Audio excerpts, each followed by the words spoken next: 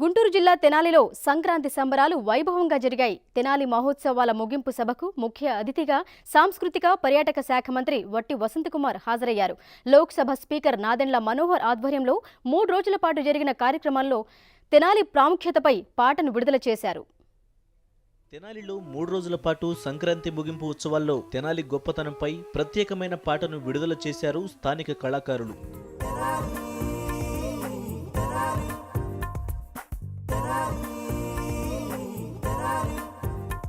తెనాలి ప్రత్యేకత, ఆది నుంచి ఉన్న కళాకారులు వారి ప్రత్యేకతను వివరించారు. సంగీతాల స్వర నిలయం, సాహిత్యాల కవి నిలయం, మహానటి సావిత్రి. తెనాలి పురపాలక సంఘం ఆధ్వర్యంలో రూపొందించిన ఈ పాట స్థానికులను ఎంతగానో ఆకట్టుకుంది.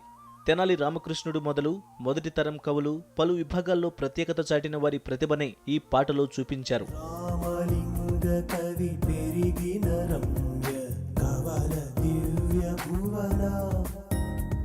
ప్రత్యేకంగా కళాకారులు వారు సినీ రంగానికి చేసిన సేవలను కొనియాడారు.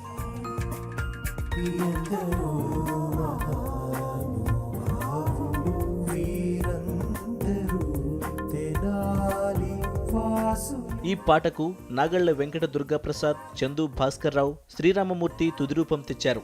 బాజీ వినసొంపైన సంగీతాన్ని అందించగా నాగూర్ నూర్ పాషా తన మధుర గానంతో పాటకు ప్రాణం పోశాడు. తెనాలిలోని మహామహులను పాటకు తగ్గట్లుగా గ్లోరియస్ రాజు ఎడిటింగ్ చేశాడు.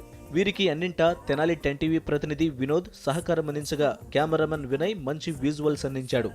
సప్తస్తూపరంజితము, సప్తస్వర శోభితము, సప్తవర్ణ వీక్షణము, సప్తాశ్వని తీక్షణము. దేశ విదేశాల్లో స్థిరపడిన తెనాలివాసులు సంక్రాంతి సంబరాలకు వచ్చి వీరిని అభినందించారు. స్పీకర్ నాదెండ్ల మనోహర్ వీరిని సన్మానించారు.